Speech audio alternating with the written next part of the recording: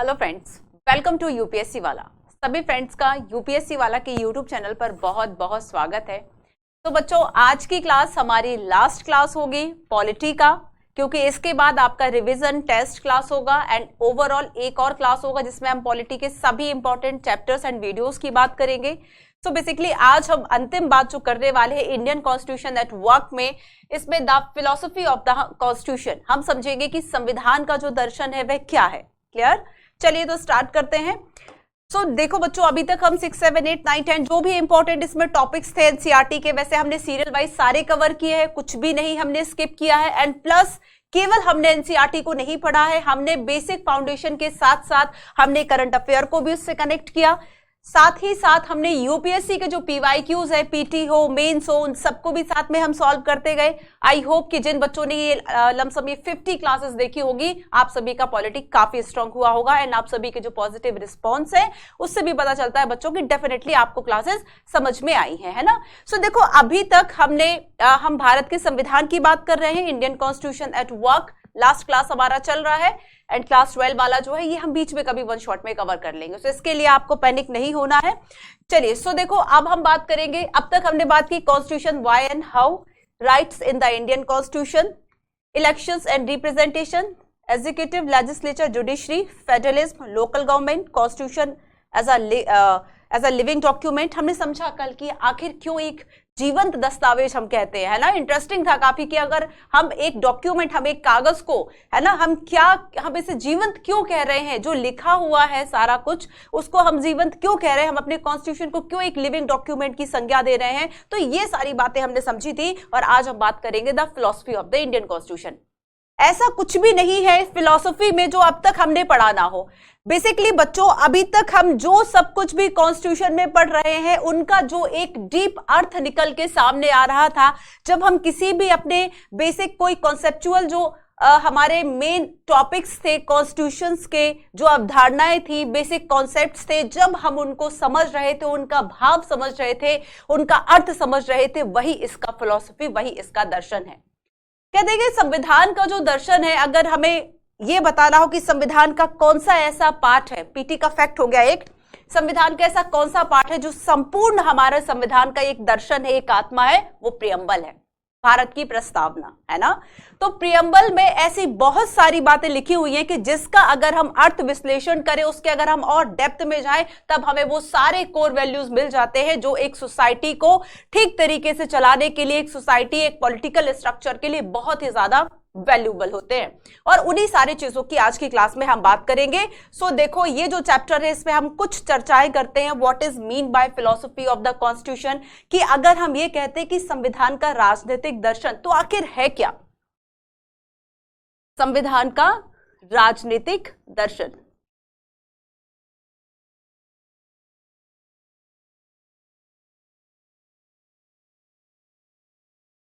Then next हम इसमें बात करेंगे constitution as mean of democratic transformation. ठीक है, कि जो हमारा संविधान है वह लोकतांत्रिक बदलाव का साधन कैसे है। संविधान लोकतांत्रिक बदलाव का साधन कैसे है।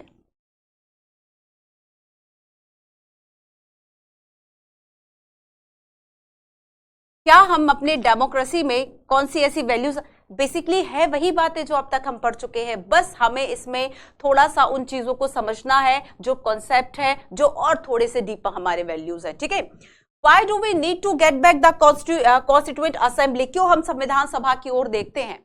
नेक्स्ट हम इसमें जानेंगे कि what is the political philosophy of our constitution, कि देखो जब हम राजनीतिक दर्शन की बात करते हैं,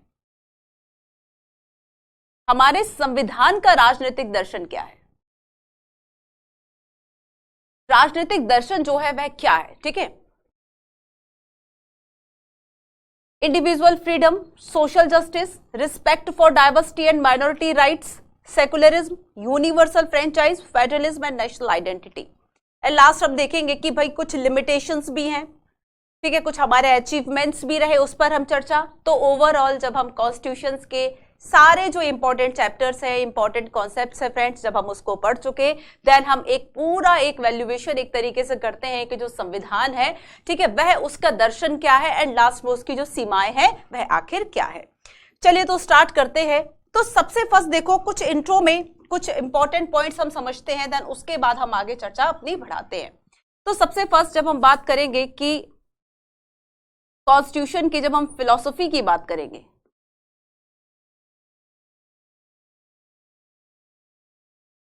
philosophy of the constitution,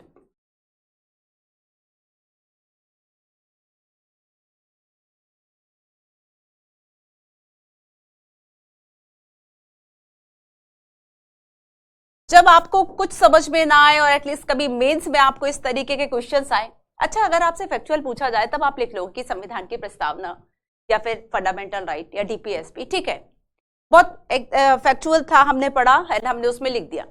but जब इसका एक थोड़ा सा इंप्लीमेंटेशन वाला, एप्लीकेशन वाला जो पार्ट पूछा जाता है मेंस में, देन हमें प्रॉब्लम आती है। या फिर कुछ इस तरीके के क्वेश्चंस आ जाए कि संविधान तो हमने पढ़ा, हम उसकी विशेषताएं भी लिख देंगे, लेकिन अब वर्ड लिख दिया संविधान का राजनीतिक दर्शन क्या है, पॉलिटिकल थ्योरी क्या है, ठीक है, या लिविंग डॉक्यूमेंट क्यों है। तब इस तरीके के जो क्वेश्चंस है वह हमें मेंस आंसर राइटिंग लिखने से, मेंस आंसर राइटिंग में हमारे पास जो वर्ड्स है वे थोड़े से कम रहते हैं, क्योंकि जब हम समझते हैं कि नहीं पॉलिटी में केवल आर्टिकल्स हैं, पॉलिटी में केवल फैक्ट्स हैं, तब हम इसके कॉन्सेप्ट से चूक जाते हैं और बस वही आपका एक जो फुलफिल है एनसीईआरटी कर देता है कि आपके इस तरह के जो प्रॉब्लम्स हैं उसको सॉर्ट करता है, ठीक है।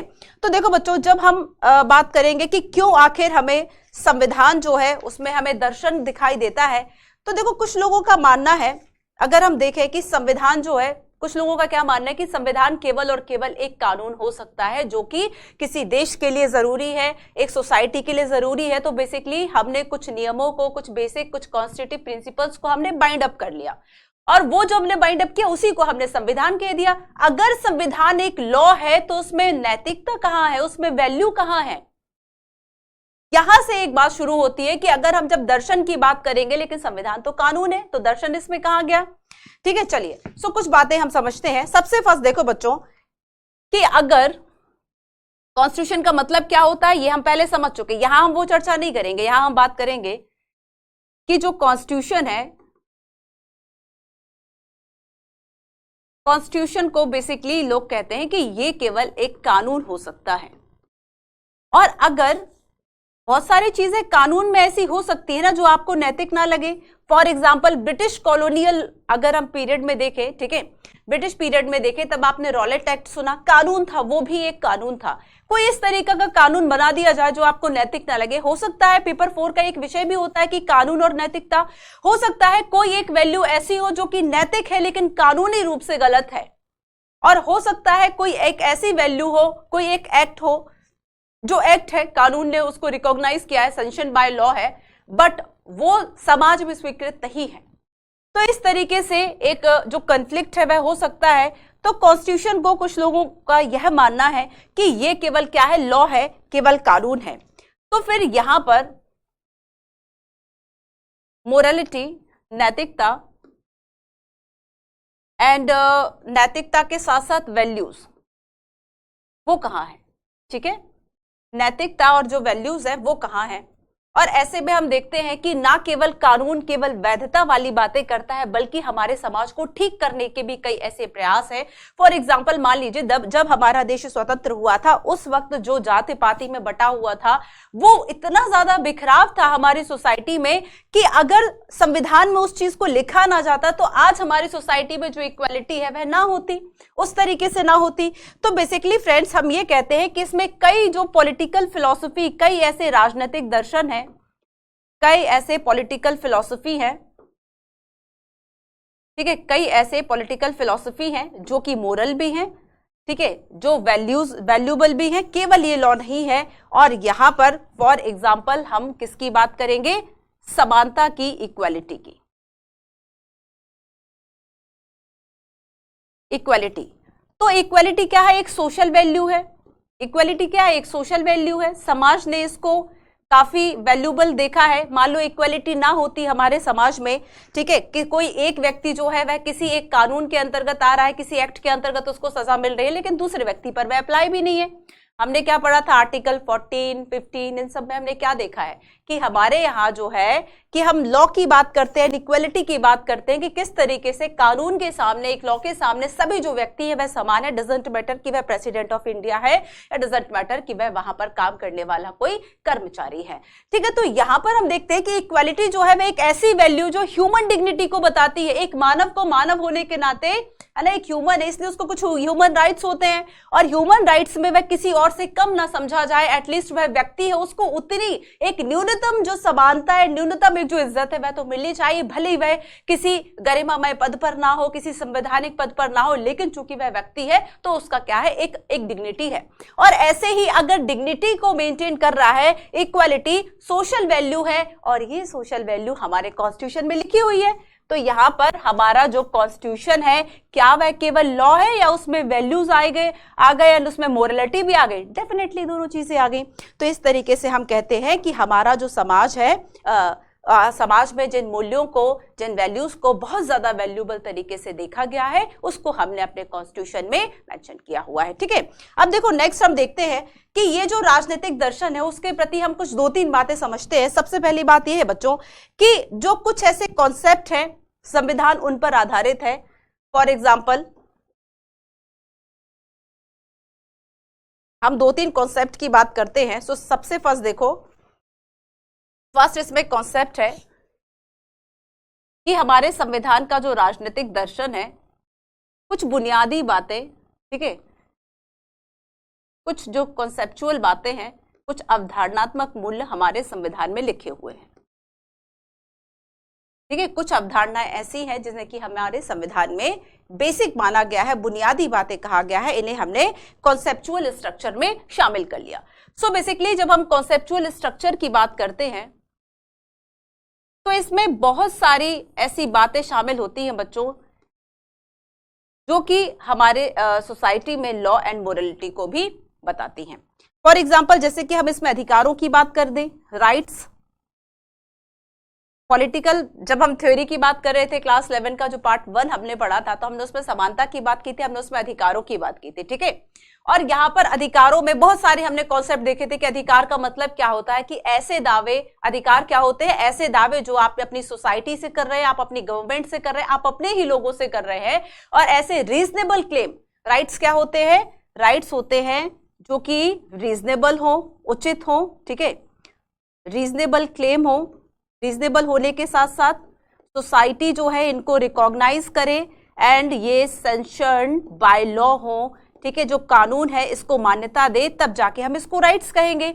तो फ्रेंड इस तरह के जो कॉन्सेप्ट हैं ये हमारे संविधान में है और ये हमारे संविधान का राजनीतिक दर्शन है, ठीक है। तो जब हम अपने संविधान में लिखे हुए जो बेसिक जो कॉन्सेप्चुअल स्ट्रक्चर की अगर हम बातों की चर्चा करें, जब हम इनको ओपन करते हैं, इसके बारे में जब हम चर्चा करते हैं, विस्तार करते हैं, तब हमें पता चलता है कि इस तरह के जो कॉन्सेप्ट है वह हमारी सोसाइटी में कितने ज्यादा इंपॉर्टेंट है।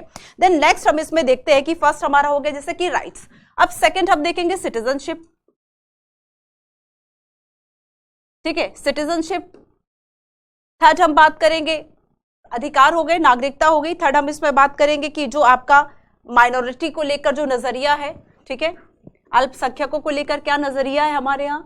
तो माइनॉरिटीज के लिए, अल्पसंख्यकों के लिए भी आर्टिकल 29 एंड आर्टिकल 30 हमारे संविधान में व्यवस्था की गई है ना, कि किस तरीके से जो अल्पसंख्यक लोग हैं, ठीक है, वह क्या कर सकते हैं अपने लिए, वह अपने लिए एजुकेशनल, अपने लिए कल्चरल जो है उनका संरक्षण कर सकते हैं, उनके पास वो अधिकार है, एजुकेशनल एंड कल्चरल उनके पास राइट्स है। आर्टिकल 29-30 के अंतर्गत वह अपनी जो मदर टंग है उसको प्रचार करने के लिए, प्रसार करने के लिए स्वतंत्र है। कोई ऐसा इंस्टीट्यूशन वो डेवलप कर सकते हैं जिसमें वह अपनी भाषा सिखा सके, अपने कल्चर की रक्षा कर सके।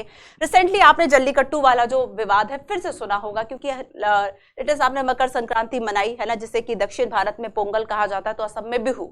और वहां हमने समझा कि किस तरीके से रिसेंटली अगर तमिलनाडु की गवर्नमेंट है, तमिलनाडु के लोगों का कहना है कि हमें अपने कल्चरल जो राइट्स है उसको प्रोटेक्ट हमें करना है, और ऐसे में आर्टिकल 29 जो है वो आपने संविधान में अगर दिया हुआ है तो आप जल्लीकट्टू जो खेल है उस पर प्रतिबंध नहीं लगा सकते। सुप्रीम कोर्ट ने जो है आपको पता होगा 14 के बाद से इस पर एक प्रतिबंध लगाया हुआ है ना। सो यहाँ पर हम देखते हैं कि जो माइनॉरिटीज के राइट्स है वह भी हमारे संविधान में और इसी तरह के जो कॉन्सेप्ट है वह फिलोसफी बताते हैं।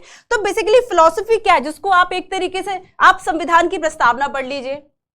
संविधान की प्रस्ताव में आपको इक्वालिटी, आपको जस्टिस, है ना, फ्रेटर्निटी, बहुत सारे ऐसे कॉन्सेप्ट मिलेंगे जिसको आप समझ सकते हैं, जिसके बेस पर जो कोई सोसाइटी है, पॉलिटिकल जो इंस्टीट्यूशंस है वे डिजाइन हो सकते हैं और उन्हें ही हम अपनी फिलॉसफी कह रहे हैं। ठीक है, तो यहां पर हमने देखा कि राइट्स है, सिटीजनशिप है, माइनॉरिटीज है ना, माइनॉरिटी के जो राइट है, एंड डेमोक्रेसी। डेमोक्रेसी समझाने की जरूरत है, बेसिकली ये सारे वैल्यूज हम पहले पढ़ चुके हैं बच्चों, है ना। डेमोक्रेसी, लोकतंत्र की जब हम बात करेंगे तो यहां पर लोकतंत्र का मतलब क्या है, यानी ऐसा एक शासन, ठीक है, लोगों के द्वारा चुनी हुई सरकार हो जहां पर, तो यहां पर लोगों के पास ये राइट होता है कि वह अपने अधिकारों का प्रयोग करके, अपने वोटिंग राइट का प्रयोग करके अपने जो गवर्नमेंट बनेगी उसमें अपने लोगों को चुनेंगे, अपने प्रतिनिधित्व को चुनेंगे। डायरेक्ट इनडायरेक्ट फॉर्म इसका हो सकता है। अब लास्ट हमने बात की थी कि डायरेक्ट फॉर्म जो है वह स्विट्जरलैंड में अपनाया जाता है, और कॉन्स्टिट्यूशन अमेंडमेंट जो लास्ट हमने देखा कि कॉन्स्टिट्यूशन हमारा जो है वह एक तरह से हम प्रगतिशील रहे, आने वाले भविष्य में जो जनरेशंस हैं वह अपने अकॉर्डिंगली एटलीस्ट जो जरूरतें हैं सोसाइटी की उसके अकॉर्डिंगली उसमें सुधार कर सके, इसके लिए कुछ बातें जो है वह इसमें ऑलरेडी छोड़ दिया गया था। और यहां पर हम देखते हैं कि किस तरीके से लिविंग डॉक्यूमेंट है ना, वहां पर हमने एक पॉइंट पढ़ा था अगर आपको याद हो कि इंडिया में इवन ये संविधान संशोधन की जो शक्ति है वह केवल पार्लियामेंट के पास है। इसमें लोगों का रेफरेंडम कुछ नहीं कराया जाता, ना ही ऐसा कुछ है कि स्टेट जो है वह रेक्टिफाई करेंगे किसी कॉन्स्टिट्यूशन अमेंडमेंट को, है ना। लेकिन हमने ये जो चर्चा है वह पढ़ी थी स्विट्जरलैंड के बारे में, चूंकि वहां पर डायरेक्ट डेमोक्रेसी है, लोगों की प्रत्यक्ष भागीदारी है, वहां की गवर्नमेंट को बनाने में, वहां की शासन करने में प्रत्यक्ष भागीदारी, और इसीलिए संविधान संशोधन भी जो है वह लोगों के द्वारा शुरू किया जा सकता है कि कोई एक व्यक्ति या कुछ व्यक्तियों का जो ग्रुप है वह कॉन्स्टिट्यूशन में अमेंडमेंट के लिए जो प्रस्ताव, जो मोशन है वह ला सकता है। ठीक है, तो ये हमने कॉन्स्टिट्यूशन के बारे में पढ़ा था। तो डेमोक्रेसी का जो कॉन्सेप्ट है ये हमारे संविधान की एक फिलॉसफी हो गई। तो संविधान का हर एक ऐसा पॉइंट जो आपको याद आ रहा हो, हर एक ऐसा पॉइंट जिसमें कोई ना कोई दर्शन है वही इसमें आएगा। तो यहाँ पर ये सारे केवल ये कॉन्सेप्ट नहीं है, इसके अलावा और भी आप जस्टिस लगा ले, जैसे आगे फेडरलिज्म की हम बात करेंगे। ठीक है, आगे हम किसी भी जो कॉन्सेप्ट की बात करेंगे जो कि सोसाइटी में है, पॉलिटिकल स्ट्रक्चर में बहुत ज्यादा इंपॉर्टेंट है, वो सारे इसके फिलोसफी में आ जाएंगे। ठीक है, तो यहाँ पर एक बात तो ये हो गई कि अगर हमें फिलोसफी देखनी है तो हमें किसी समाज का या अपने संविधान का कॉन्सेप्चुअल जो हमने स्ट्रक्चर या फिर जो बेसिक कॉन्स्टिट्यूटिव प्रिंसिपल्स जो हमने उसमें शामिल किए हैं उसको देख लो।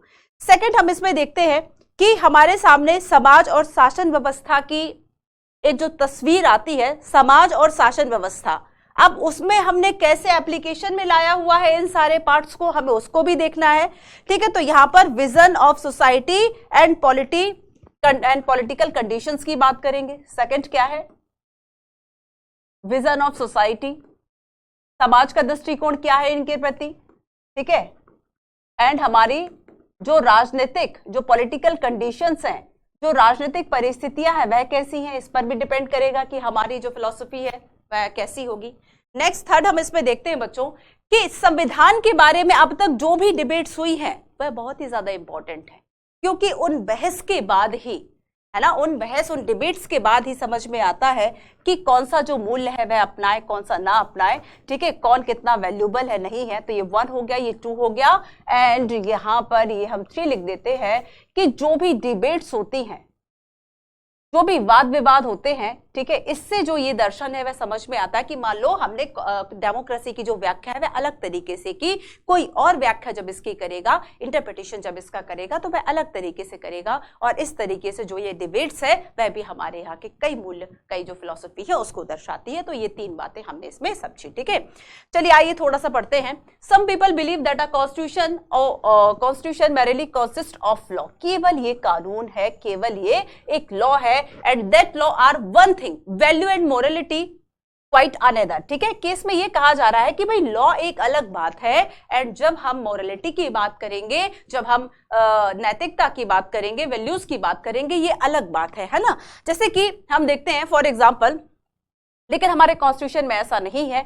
तो कॉन्स्टिट्यूशन में क्या है, it is true that all law do not have a moral content.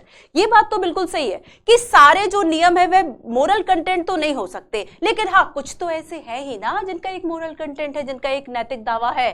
तो यहाँ पर बहुत सारे ऐसे डीप वैल्यू है। For example, a law might prohibit discrimination of person, group और लैंग्वेज ऑफ रीजन, ठीक है, और रीजन। तो अगर मान लीजिए क्षेत्र के आधार पर, है ना, रूप रंग के आधार पर, जन्म स्थान के आधार पर, जेंडर के आधार पर अगर हमारे यहाँ जो डिस्क्रिमिनेशन है इसको प्रोहिबिटेड किया कि आप किसी भी तरीके से भेदभाव, क्या होता है, हमने प्रेजुडिस पढ़ा, हमने स्टीरियोटाइप पढ़ा कि जब आपके मन में कोई एक ऐसा अनरीजनेबल कह देते हैं, कोई थिंग, कोई विचार आ जाता है जिसको आप सच मानने लगते हैं, धीरे धीरे वह स्टीरियोटाइप रूढ़िवादिता में बदल जाता है। फॉर एग्जाम्पल कि जो लड़के हैं वह रोते नहीं, या जो गर्ल्स है वह हवाई जहाज नहीं उड़ा सकती। यही एग्जाम्पल्स एनसीईआरटी में दिए।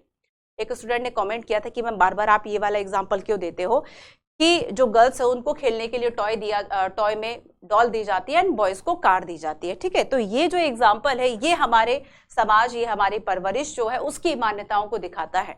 और ये एग्जाम्पल एक सटीक उदाहरण है जो कि एनसीईआरटी में बार बार यूज किया गया है, जिससे ये बताया जाता है कि हमारे सोसाइटी में जब हम डिस्क्रिमिनेशन की बात करेंगे कि जब बॉयज एंड गर्ल्स बढ़ रहे होते हैं अपनी उम्र में, ठीक है, जब अपने जीवन में, तो सोसाइटी में किस तरीके से उन्हें जो चीजें हैं, उन्हें जो मान्यताएं है उससे परिचित कराया जाता है, और कैसे जो मेन एंड वुमेन है वह आगे जाते जाते उनकी जो वैल्यूज है वह अलग होती जाती है। कैसे जो जेंडर, हम एक डिस्क्रिमिनेशन की बात करें, बहुत से आधारों पर होता जाता है, ठीक है। लेकिन उसकी जो शुरुआत है वह उसी टॉय से हुई थी, ठीक है, उसी टॉय से हुई थी। सो यहाँ पर अगर हम कुछ लॉ की बात करेंगे कि हमारे इक्वालिटी, राइट टू इक्वालिटी की बात करेंगे, क्या आर्टिकल है,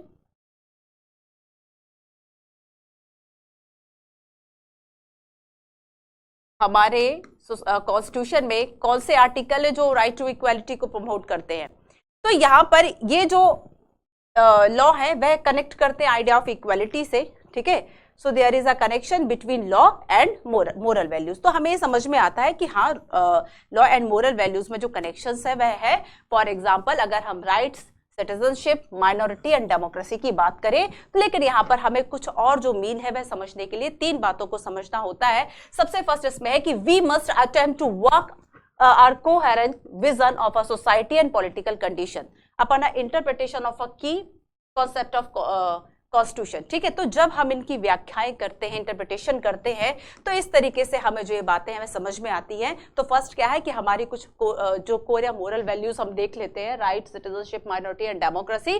सेकंड में हम देखते हैं कि इनका जो इंटरप्रिटेशन है, चाहे सोसाइटी करे या फिर गवर्नमेंट करे, तो वह किस तरीके से नए नए जो आइडियाज, नए नए जो फिलोसफी है उसको जन्म देता है। और थर्ड हमने देखा कि जो फाइनल पॉइंट है इंडियन कॉन्स्टिट्यूशन का, ठीक है, जिसमें कि हम बात करेंगे कि किस तरीके से एक जो डिबेट होती है और उसके बाद से जो चीजें हैं वह कंप्लीट होती हैं, ठीक है। हमने आई थिंक स्टुअर्ट मिल के बारे में पढ़ा हुआ था, फ्रीडम ऑफ, जब हम एक्सप्रेशन, अभिव्यक्ति की स्वतंत्रता की बात करते हैं, हमने जेएस मिल का, आई थिंक जेएस मिल का भी एक कॉन्सेप्ट पढ़ा था, है ना। तो हमने इन जो हमने पॉलिटिकल थ्योरी पढ़ा था तब हमने इन चीजों को जाना था। तो वो राजनीतिक दर्शन वाला पार्ट है, तो वो जो दर्शन वाला पार्ट है आप यहाँ पर लिख सकते हैं। जब भी आपको समानता की बात करनी हो तब वहां का दर्शन आप यूज कर सकते हैं। तो मेंस आंसर राइटिंग में काफी कुछ आपको मतलब अच्छा मार्क्स एक मिल जाता है लिखने के लिए भी, कुछ जैसे पॉइंट्स, चाहे जीएस का हो या फिर अगर आप एथिक्स में ऐसे राइटिंग कर रहे हैं, ठीक है, एथिक्स की बात करें, ऐसे राइटिंग की बात करें, मतलब सभी में इस तरीके के जो पॉलिटिकल आइडियाज हैं, जो फिलोसफी, उन सब चीजों का आप यूज कर सकते हैं, ठीक है। देखो जैसे आप जीएस में अगर मेंस आंसर राइटिंग करोगे तब आप इस दर्शन का उतना ज्यादा यूज नहीं कर पाओगे, तब तो आपको टू द पॉइंट लिखना है कि अगर आपसे राइट टू इक्वालिटी पूछा है तो आप दर्शन की बात नहीं करेंगे, है ना। तब वहां पर आप राइट टू इक्वालिटी को समझाएंगे, उसके जो आर्टिकल्स है वह बताएंगे, एंड अगर करंट अफेयर में कोई एक पॉइंट चर्चा में रहा तो उस चीज को आप वहां पर लिख सकते हैं। तो क्वेश्चन की डिमांड के अकॉर्डिंगली हम उसमें लिखते हैं। लेकिन पेपर 4 में आपके पास ऐसी कोई पाबंदी नहीं रहती कि आप उसमें आर्टिकल्स लिखें, आप वहां पर समानता का दर्शन लिख सकते हैं अगर आपसे पूछा है तो, ठीक है। और अगर हम ऐसे की बात करें तो ऐसे में आप दोनों चीजों को कनेक्ट कर सकते हैं, समानता का आदर्श और उसका जो दर्शन है वह भी लिख सकते हैं, और साथ साथ में आप जो आर्टिकल्स है वह भी उसमें लिख सकते हैं, ठीक है। अब हम नेक्स्ट देखेंगे constitution as means of democratic transformation, ठीक है, कि संविधान जो है किस तरीके से एक लोकतांत्रिक जो बदलाव है उसका एक माध्यम होता है। तो यहां कुछ पॉइंट्स हम समझते हैं, चलिए। तो सबसे फर्स्ट है संविधान लोकतांत्रिक बदलाव का माध्यम। संविधान अब देखो लोकतंत्र में हमने जो जो वैल्यूज अपनाई है वो सारी वैल्यूज हम यहां समझ सकते हैं, ठीक है। संविधान लोकतांत्रिक बदलाव का माध्यम है।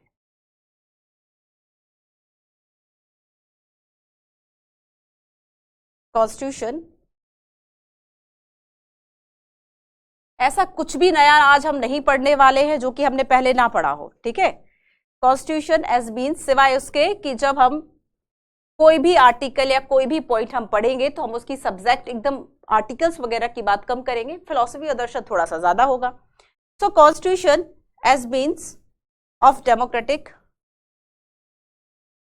ट्रांसफॉर्मेशन, ऑफ डेमोक्रेटिक ट्रांसफॉर्मेशन, ठीक है। संविधान लोकतांत्रिक बदलाव का माध्यम है। कुछ पॉइंट्स को समझते हैं। फॉर एग्जाम्पल, जब हम लोकतंत्र की बात करते हैं, डेमोक्रेसी की बात करते हैं, डेमोक्रेटिक ट्रांसफॉर्मेशन में एक कॉन्स्टिट्यूशन जो है कैसे हेल्प करता है। तो पहले अगर हम डेमोक्रेसी, कॉलोनियल पीरियड में हम खुद को डेमोक्रेटिक नहीं कह सकते, है ना, लेकिन हम आफ्टर इंडिपेंडेंस या आज की कंडीशन की बात करें तब हम खुद को एक डेमोक्रेसी कहते हैं। बेसिकली हर ऐसा देश, जैसे हम चाइना की बात करें, पाकिस्तान की बात करें, तो ऐसा देश भी जो कि एक डेमोक्रेटिक तरीके को नहीं अपनाता वो भी खुद को एक डेमोक्रेटिक कंट्री कहना पसंद करता है।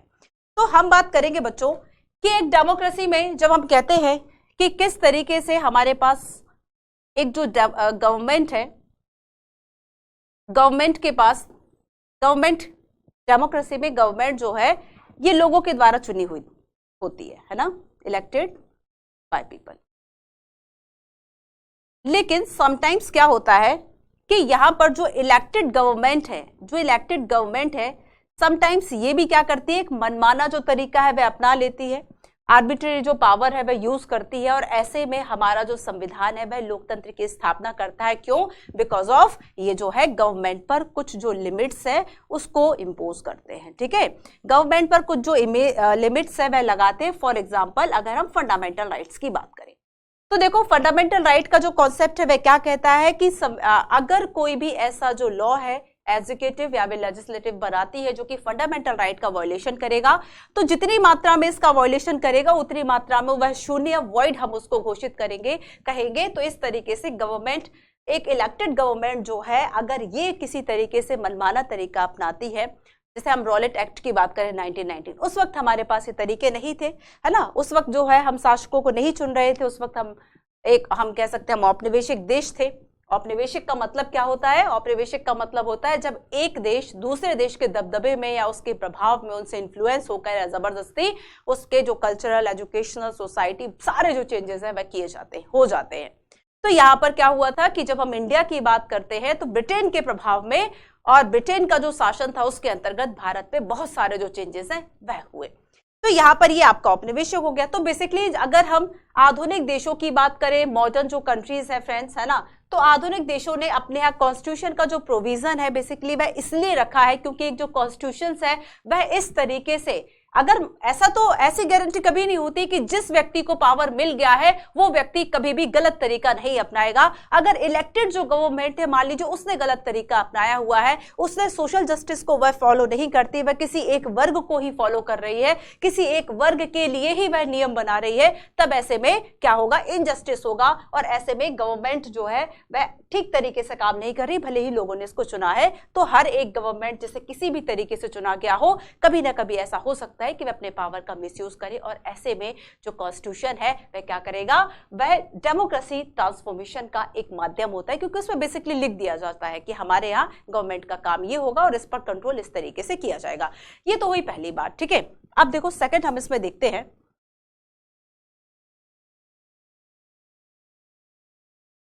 देखो जवाहरलाल नेहरू का एक कोट है जिसे हम पढ़ते हैं, ठीक है।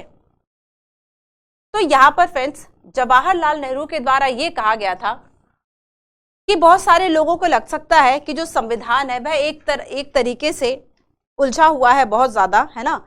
तो यहाँ पर जवाहरलाल नेहरू का जो कोट है, याद रखना कि वो इन बातों को बहुत अच्छी तरीके से समझते थे, और उनका कहना था कि संविधान सभा की जो मांग है ना वो आत्मनिर्णय की सामूहिक मांग का प्रतिरूप है। यहाँ पर इन्होंने ये कहा कि जो हमारा कॉन्स्टिट्यूशन है, जेएल नेहरू क्या कहते हैं कि हमारा जो कॉन्स्टिट्यूशन एक तरीके से वह कलेक्टिवली उसकी वो डिमांड थी और हमने लोगों के द्वारा जो मूल्य बताए गए थे या हमने अपने फ्रीडम स्ट्रगल के दौरान जो जिन मूल्यों के लिए हमने फाइट की थी, हमने उन्हीं मूल्यों को कॉन्स्टिट्यूशन में शामिल किया। तो ये किसी एक व्यक्ति या किसी जो कॉन्स्टिट्यूएंट हमारी असेंबली थी उसके वैल्यूज को नहीं बताता या फिर कोई एक व्यक्ति ने इन मूल्यों को शामिल नहीं किया, बल्कि हमारी ये इंटायर सोसाइटी जो है उसकी आकांक्षाएं थी।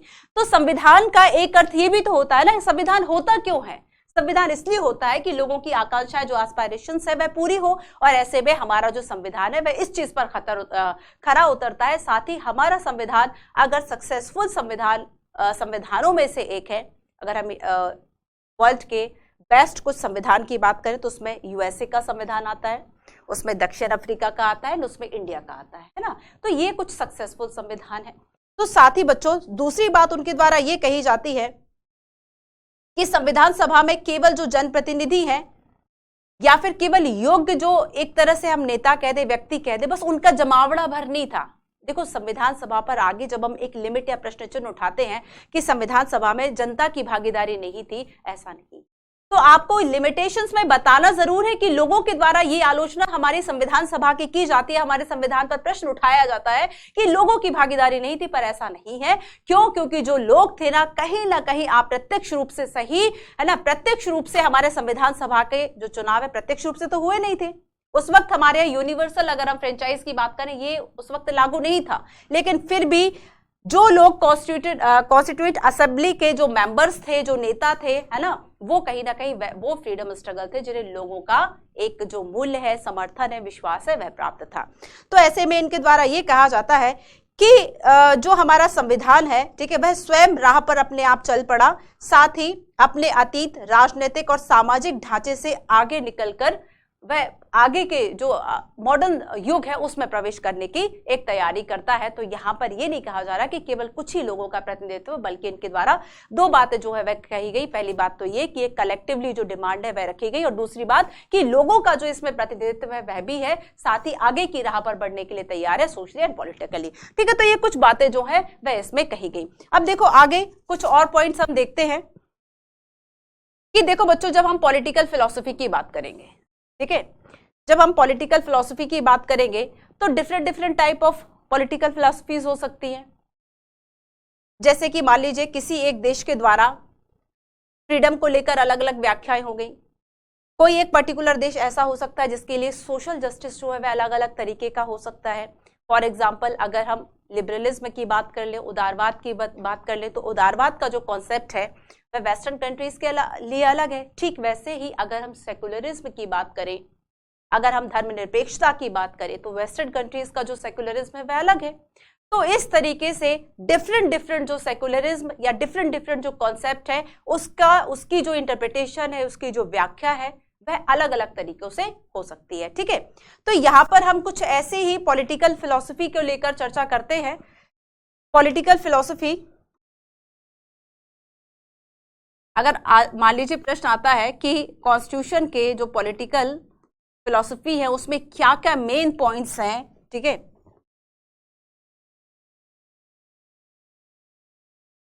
कुछ मेन पॉइंट्स को समझते हैं।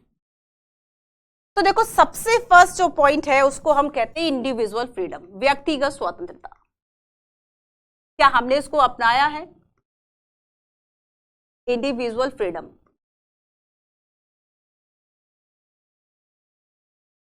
कौन सा हमारा आर्टिकल है जो व्यक्तिगत स्वतंत्रता की बात करता है? राइट टू लाइफ की बात करता है, आर्टिकल 21 है ना। आर्टिकल 21 यूपीएससी ने कॉन्टिन्यूअसली हम कहेंगे 2 से 3 साल लगातार यहां से क्वेश्चन पूछा, कभी राइट टू प्राइवेसी, कभी राइट टू मैरिज। तो यहां पर देखो बच्चों की अगर हम इंडिविजुअल फ्रीडम की बात करें तो यहां पर राजा राम मोहन राय जो है वह इस चीज पर काफी, राजा राम मोहन राय, ठीक है, वो व्यक्तिगत स्वतंत्रता को लेकर इन्होंने काफी कुछ कहा था। इनके लिए एक बहुत बड़ा मूल्य था व्यक्तिगत स्वतंत्रता, और साथ ही इनके द्वारा यह भी कहा गया था कि जो प्रेस की फ्रीडम है वो अनलिमिटेड होनी चाहिए, उस पर लिमिट नहीं लगाई जाने चाहिए। बिकॉज ऑफ कॉलोनियल पीरियड में बहुत, चाहे हम वर्नाकुलर प्रेस एक्ट की बात कर लें, बहुत सारे ऐसे जो एक्ट है वह आए थे जिसने उन्हें पब्लिकेशन पर, प्रेस पर, और स्पेशली जो राष्ट्रवाद के लिए या फिर जो राष्ट्रवादियों के द्वारा जो पत्रिकाएं, जो मैगजीन्स, जो अखबार छपा करते थे, उस पर काफी जो रेस्ट्रिक्शंस है वो लगाई गई, है ना। तो यहां पर हम देखते हैं कि जो राजा राम मोहन राय हैं, इनके द्वारा कहा गया था कि लिबर्टी ऑफ पब्लिकेशन होना चाहिए, लिबर्टी ऑफ पब्लिकेशन, प्रकाशन की स्वतंत्रता, और साथ ही इन्होंने ये कहा कि ये जो प्रकाशन की स्वतंत्रता है इस पर लिमिट मत लगाओ, ठीक है, ये जो है, ठीक है, इन्होंने कहा कि लिमिट मत लगाओ, बल्कि एक तरीके से ये असीमित होने चाहिए। साथ ही देखो फ्री प्रेस की ये बात करते हैं, पब्लिकेशन हो, फ्री प्रेस। आप देखेंगे कि कॉलोनियल पीरियड में, अच्छा यूपीएससी ने क्वेश्चन पूछा कि जो वर्नाकुलर प्रेस एक्ट है या इस तरीके के, जब ब्रिटिश कॉलोनियल पीरियड में ब्रिटिश शासकों के द्वारा इस तरह के रूल्स लाए गए थे कि जो राष्ट्रवादियों द्वारा या फिर जो हिंदी से या फिर बाकी लैंग्वेज से जिन पत्रिकाओं का प्रकाशन होता था उन पर रोक लगा दी गई, अब से केवल इंग्लिश वाली चलेंगी। तो ऐसे में कौन सी पत्रिका है जो रातों रात अपने उस सेंशन से बचने के लिए इंग्लिश में बदल गई थी, है ना, इंग्लिश में उन्होंने छापना शुरू कर दिया था। तो यहाँ पर फ्री प्रेस की बात करते हैं। साथ ही देखो आप सभी ने फ्रीडम ऑफ एक्सप्रेशन, अभिव्यक्ति की स्वतंत्रता, बहुत ज्यादा इंपॉर्टेंट है, फ्रीडम ऑफ एक्सप्रेशन। तो अभिव्यक्ति जो है बोलकर हुआ, लिखकर हुआ, ठीक है। तो देखो इंडिविजुअल, हालांकि आप कॉन्स्टिट्यूशन में जब आर्टिकल्स पढ़ते हैं तब हम इंडिविजुअल फ्रीडम आप आर्टिकल 21 में पढ़ रहे हो, फ्रीडम ऑफ एक्सप्रेशन आप सभी आर्टिकल 19 में पढ़ रहे हो। आर्टिकल अलग अलग है, ठीक है, आर्टिकल भले अलग हो, लेकिन हम इन सभी बातों को हम किस में पढ़ते हैं, राइट टू फ्रीडम में, है ना, राइट टू फ्रीडम में। तो राइट टू फ्रीडम में कई तरह की स्वतंत्रताएं जो है वे व्यक्ति को दी जाती है, लेकिन यहाँ पर एक सोसाइटी में, एक सोसाइटी को भी अभिव्यक्ति की जो आजादी है वह होनी चाहिए कि सोसाइटी में चल क्या रहा है, लोगों को अवेयर करने के लिए, एंड साथ ही वो किस तरीके से पब्लिकेशन एंड जो प्रेस है उसकी फ्रीडम की बात करते हैं। तो यहाँ पर राजा राम मोहन राय का जो कोट है वह इंपॉर्टेंट है। तो जब कभी आपको लिखना हो व्यक्ति की स्वतंत्रता, या फिर तो आप राजा राम मोहन राय जो है इनको कोट कर सकते हैं, स्पेशली जब आप ऐसे राइटिंग करें, स्पेशली जब आप एथिक्स लिखें, ठीक है। और अगर मान लीजिए कोई इस तरीके का क्वेश्चन, देखो मैं फिर वही बात कहूंगी, आप जिस भी चीज को पढ़ रहे हैं फ्रेंड्स, एटलीस्ट ये जरूर जानो कि वो आपको पीटी के लिए इंपॉर्टेंट है, मेंस के लिए इंपॉर्टेंट है, और अगर मेंस के लिए इंपॉर्टेंट है तो ऐसा नहीं जो मैं आज बता रही हूं आप इसको लिखाओ जीएस के पेपर में। तो जीएस के पेपर में केवल आप उतना ही लिमिट इसका यूज कर सकते हैं। अदरवाइज अगर आपसे मान लीजिए राइट टू फ्रीडम पूछा गया है, तब आप राजा राम मोहन राय को नहीं लिखेंगे, तब आप राइट टू फ्रीडम और जो क्या करंट अफेयर में कोई अगर ऐसा उदाहरण है तब आप उस चीज को, कोई एग्जांपल, कोई केस स्टडी, तब आप उस चीज को वहां पर लिखते हैं, कोट करेंगे, है ना। तब आप राजा राम मोहन राय का वहां पे ओपन नहीं करेंगे जब तक कि आपसे स्पेशली किसी चीज की कोई फिलॉसफी, दर्शन ना पूछा गया हो। तो ये दर्शन वाला पार्ट है, ये आपके लिए इंपॉर्टेंट है, मेल्स के लिए, ऐसे राइटिंग के लिए, ऐसे, ठीक है। चलिए तो आगे देखो, यहां पर हम देखते हैं कि किस तरीके से अंग्रेजी सरकार जो प्रेस की आजादी पर प्रतिबंध बार बार लगाती है। तो यहाँ पर राजा राम मोहन राय इस बात की तर्क देते हैं कि जो एक राज्य, एक स्टेट है, उसे व्यक्ति की स्वतंत्रता पर ध्यान देना चाहिए, और एक समाज की स्वतंत्रता जो है, एक सोसाइटी की जो फ्रीडम है, और सोसाइटी की फ्रीडम उस वक्त क्या थी, प्रेस एंड पब्लिकेशन के माध्यम से एक तरह से राष्ट्रवाद का प्रचार करना था, नेशनलिज्म का प्रचार करना था। और ऐसे में अगर ब्रिटिशर्स के द्वारा रिस्ट्रिक्शंस या एक्ट के माध्यम से इम्पोज किया गया, प्रतिबंध लगाए गए, रिस्ट्रिक्शंस लगाए गए, तब इसके लिए जो मांग है वह की जाती है, ठीक है। चलो अब हम आगे देखेंगे। और हाँ, साथ ही आपको एक बात और याद रखनी है बच्चों की, इसमें यह कहा जाता है कि एक तरीके से जो आपकी ये फ्रीडम है ना, वह नॉन नेगोशिएबल है। ये नहीं है कि आपको नेगोशिएट करके कुछ मात्रा में स्वतंत्रता दी जाएगी, नॉन नेगोशिएबल है, ठीक है। अब देखो आगे देखो, कुछ और हम फिलॉसफी में 2-3 टर्म्स और समझते हैं। तो एक तो हमने बात कर ली इंडिविजुअल फ्रीडम की, दूसरा हम देखेंगे सोशल जस्टिस।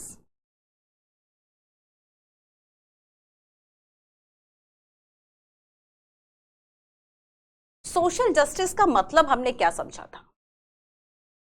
सोशल जस्टिस की जब हम बात करते हैं तब हमने क्या देखा था सोशल जस्टिस में, किस किस का, अच्छा जॉन रॉल्स की जब हम बात करते हैं, क्या वो सामाजिक न्याय की बात करते हैं या कोई और है? कमेंट करके बताओ। तो यहाँ पर फ्रेंड्स देखो, सोशल जस्टिस हमारे कॉन्स्टिट्यूशन में इसको एक कोर वैल्यू के रूप में अपनाया गया है, एक फिलॉसफी हम इसको मान सकते हैं, ठीक है। तो बेसिकली सोशल जस्टिस की जब हम बात करते हैं तो समाज में जो सभी वर्ग हैं उनको एक तरीके से जो न्याय और अधिकार है वह समान मात्रा में मिले। सामाजिक न्याय का मतलब होता है स्पेशली सामाजिक न्याय, या आप सभी को याद होगा कि हमने एक चैप्टर पढ़ा था मार्जिनलाइजेशन, है ना। और मार्जिनलाइजेशन का मतलब क्या होता है कि मान लीजिए ये आपका पेज है जिस पर आप नोट्स बना रहे हैं और साइड में ना आपके इतना जो एक बॉक्स है, साइड वाला जो एक हिस्सा है जिसमें आप अपने क्रमांक वगैरह लिखते हैं, बहुत कम हिस्सा होता है पेज का, बहुत आगे का छोटा सा भाग जहां पर आप 1 2 3 या कुछ और लिख लेते हैं, मेन पॉइंट सब टाइप। तो बच्चों इसको हम कहते हैं मार्जिन। और सोसाइटी में बेसिकली अगर हम इस पेज को अब सोसाइटी माने तो इस पूरी सोसाइटी में कुछ ऐसे लोग हैं और इस जगह को हम रिसोर्सेज माने, इस पेज को हम रिसोर्सेज माने, ठीक है। तो यहाँ पर बच्चों सोसाइटी के परिप्रेक्ष्य में अगर हम देखें तो ये जो बड़ा हिस्सा है यहाँ पर ज्यादा रिसोर्सेज है, ये जो छोटा हिस्सा है यहाँ पर कम रिसोर्स है। और यहाँ पर सोसाइटी में हम देखते हैं कि इस तरफ SC ST वुमेन, ठीक है, इस तरीके के लोग हैं, इस तरीके का वर्ग है जिसे कि बहुत ज्यादा समाज में सुविधाएं नहीं है, इक्वालिटी नहीं है शिक्षा में या फिर एम्पावरमेंट में, इकोनॉमिकली, एजुकेशन। तो बहुत ज्यादा ये क्या है, ये जो वर्ग है वह पीछे है। अब गवर्नमेंट जो है इनके वेलफेयर के लिए काम करेगी, ठीक है। तो यहाँ पर गवर्नमेंट के द्वारा इनके लिए विशेष प्रोत्साहन दिया जाता है, जैसे कि हम रिजर्वेशन की बात करते हैं, तो बेसिकली जब सोशल जस्टिस का जो कॉन्सेप्ट है ये क्या बताता है कि एक सोसाइटी में सभी लोगों के पास एटलीस्ट इतने मिनिमम रिसोर्सेज हों कि वह अपना जो जीवन यापन है वह ठीक तरीके से चला पाए और अपना जो विकास है वह कर पाए, ठीक है। तो यहाँ पर याद रखना आपको कि जब हम सोशल जस्टिस की बात करेंगे तो हमारे कॉन्स्टिट्यूशन में इसकी जो व्याख्या है वह लिबरलिज्म, उदारवाद से काफी अलग है। लिबरलिज्म जो है एक वेस्टर्न कॉन्सेप्ट हो सकता है, एक वेस्टर्न कॉन्सेप्ट है, लेकिन उस उदारवाद की अवधारणा इंडियन परिप्रेक्ष्य में अगर हम देखें तो काफी डिफरेंट है, ठीक है। चलिए, तो यहाँ पर ये सोशल जस्टिस की हम बात की।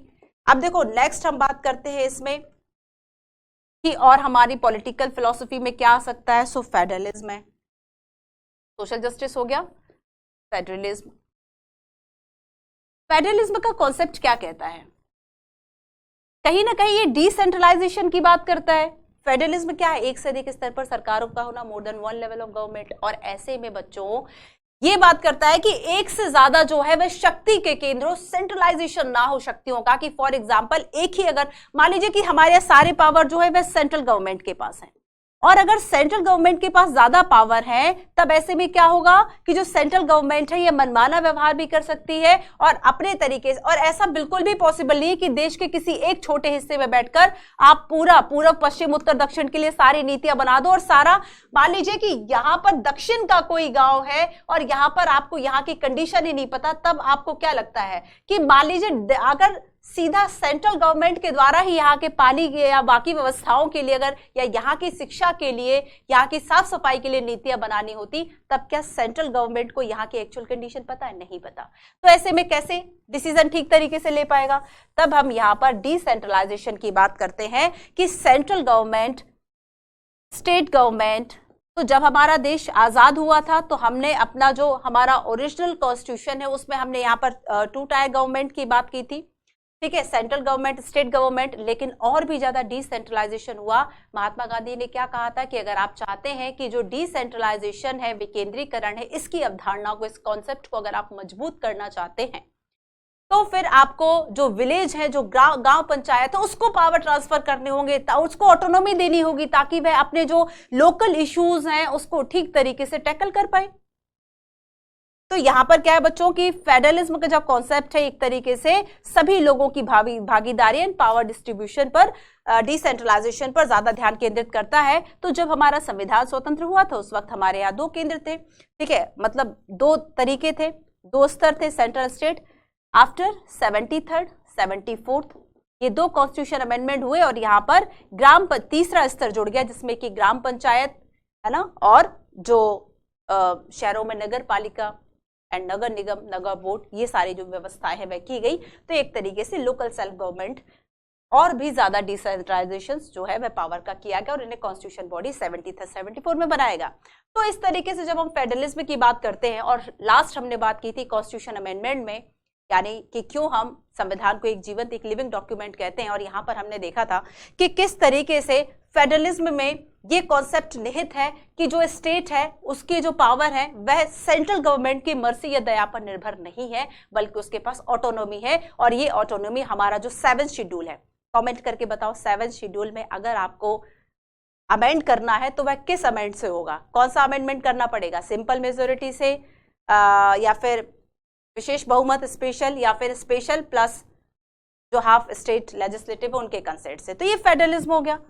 अब देखो कुछ कॉन्सेप्ट और हैं, फॉर एग्जांपल ऐसे तो बहुत सारे कॉन्सेप्ट हैं बट कुछ की ही बात हम करते हैं। अब देखो हम सेक्युलरिज्म की बात करें, धर्मनिरपेक्षता।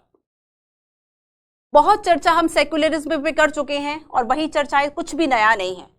धर्मनिरपेक्षता की अगर हम बात करें तो वेस्टर्न से भले अगर हमने इसको लिया हो, लेकिन यहाँ पर वेस्टर्न जो कल्चर है, जो पश्चिमी देश है, उनके यहाँ जिस सेक्युलरिज्म को फॉलो किया जाता है, इंडिया में जिस सेक्युलरिज्म को फॉलो किया जाता है, दोनों में बहुत डिफरेंस है। फॉर एग्जाम्पल जब हम वेस्टर्न की बात करते हैं तो वेस्टर्न कंट्रीज में स्टेट एकदम अलग है और वह किसी भी तरीके से धर्म को लेकर, रिलीजन को लेकर ना कोई नियम बनाता है, ना ही उसमें कोई हस्तक्षेप है।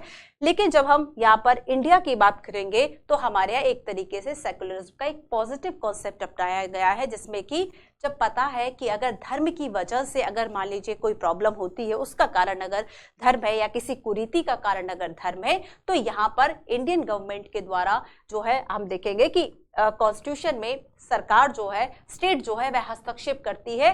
ठीक है, तो इंटरफेयर नॉन इंटरवेंट की जो नीति है वह अपनाई जाती है, हस्तक्षेप और हस्तक्षेप दोनों की नीति अपनाई जाती है। हमारे कॉन्स्टिट्यूशन में 25 से लेकर 28 तक हम धार्मिक स्वतंत्रता की जो अधिकार है वह भी हमारे यहाँ लोगों को दिया गया है, लेकिन बहुत ज्यादा अंतर है। ठीक है, तो देखो हाँ, एक बात याद रखना कि अगर हम सेक्युलरिज्म पर रेस्ट्रिक्शन की बात करते हैं, प्रतिबंधों की बात करते हैं, तो जैसे मोरलिटी के आधार पर प्रतिबंध लगाया जा सकता है। ठीक है, पब्लिक ऑर्डर की बात करें उसके आधार पर प्रतिबंध लगाया जा सकता है, हेल्थ के आधार पर प्रतिबंध लगाया जा सकता है, आपके राइट टू फ्रीडम ऑफ, अगर हम रिलीजन की बात करें तो। ठीक है, अब देखिए बच्चों, एक और आपका कॉन्सेप्ट है यूनिवर्सल फ्रेंचाइज।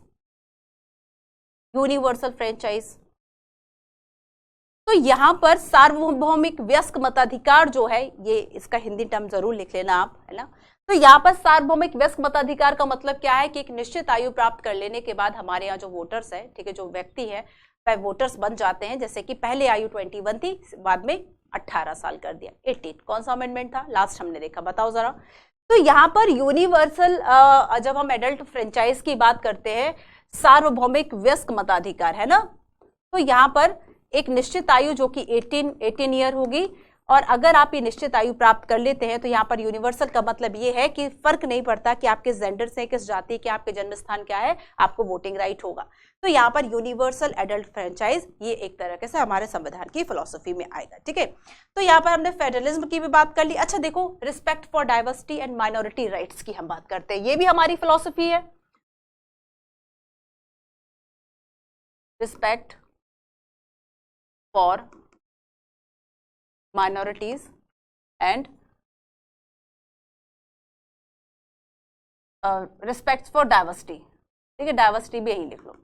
तो यहां पर अगर हम विविधता की बात करें, विविधता के लिए JL नेहरू का क्या कथन है, इनके द्वारा ये कहा जाता है कि अगर हम यूनिटी एंड डाइवर्सिटी की बात करते हैं, ठीक है, अगर हम अनेकता में एकता का सिद्धांत देखते हैं, तो भारत के संदर्भ में ये जो सिद्धांत है, डिस्कवरी ऑफ इंडिया, भारत की खोज, जो इनकी बुक है, उसमें इन्होंने ये कॉन्सेप्ट दिया कि किस तरीके से जो इंडिया है, ठीक है, उसमें ये जो अनेकता में एकता का सिद्धांत है, ये कहीं से इम्पोज नहीं है, किसी ने थोपा हुआ नहीं है, ये ऑलरेडी हमारे गहरे विश्वास, हमारी परंपराओं में ये जो बात है वह छलकती है कि कितनी भाषाएं हैं, कितने तरीके की स्थानीय और भी अगर हम लोकल लैंग्वेजेस की बात कर लें, मदर टंग की बात कर लें, कितने तरीके के त्यौहार, ट्रेडिशन है। मकर संक्रांति को ही देख लो, कितने तरीके से अलग अलग नाम से अलग अलग प्रदेश में मनाया जाता है, अलग अलग तौर तरीके, लेकिन हम त्यौहार एक ही सेलिब्रेट कर रहे हैं।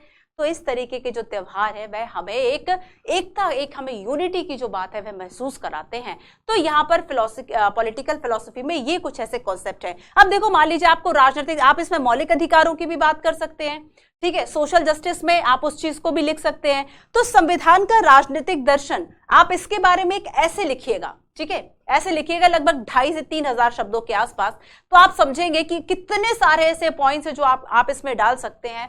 जैसे कि पॉलिटिकल, आप ये सारे पॉइंट्स इसमें ओपन कीजिए। एंड इसके अलावा जब हम जस्टिस की बात करेंगे तो चाहे सोशल जस्टिस हो, चाहे पॉलिटिकल जस्टिस हो, ठीक है, कितने तरीके के जस्टिस है हमारी प्रस्तावना में, तो यहाँ पर इस तरीके से आप जो जस्टिस है उनकी बात कर सकते हैं, अलग अलग उनकी व्याख्या कर सकते हैं, ठीक है। आप यहाँ पर फ्रेटर्निटी की बात कर सकते हैं। बहुत सारे ऐसे कॉन्सेप्ट हैं जो हमारे फिलॉसफी के अंतर्गत शामिल है। तो बेसिकली फ्रेंड्स, ये आपके फिलॉसफी को लेकर कुछ टॉपिक्स हो गए।